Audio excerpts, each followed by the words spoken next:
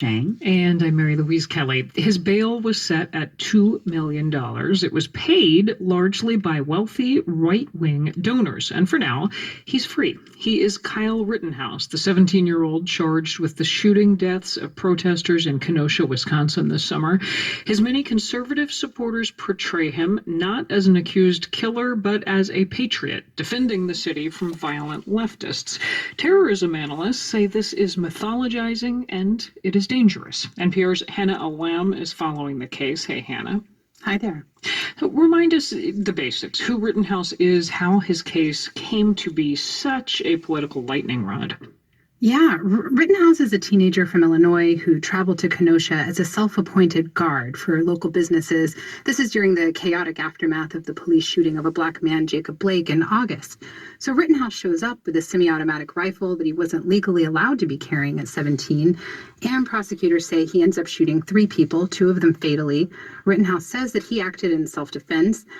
And although he isn't tied to a specific group, this is a teen who was steeped in the pro-police, back the blue movement, and that was enough for activists on the left to paint him unequivocally as a militia member or a white supremacist, and for many on the right to portray him as an upstanding defender of law and order. And who are the people who are defending Rittenhouse?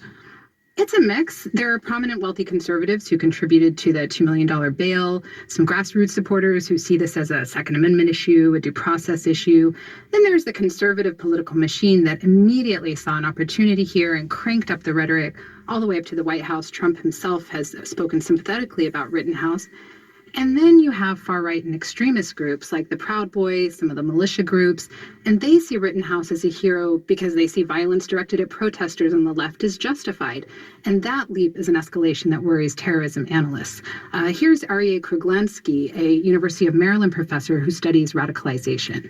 He's the kind of white knight in shining armor that is defending against those who allegedly are attacking society, attacking white America, and in addition to adulation that he's being paid, it reinforces the idea that there is an enemy out there that needs to be defended against.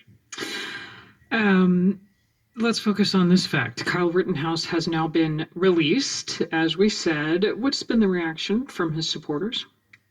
Well, it was a victory for them, of course, although, he does still face homicide and other charges. He's due back in court in December.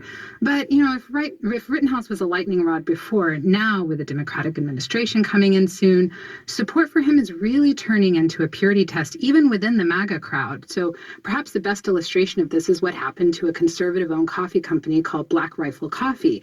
Basically, around the time Rittenhouse is released, a photo of him in a Black Rifle Coffee t-shirt goes viral. The company issues a statement saying they have no ties to Rittenhouse and they don't want to profit off a tragedy.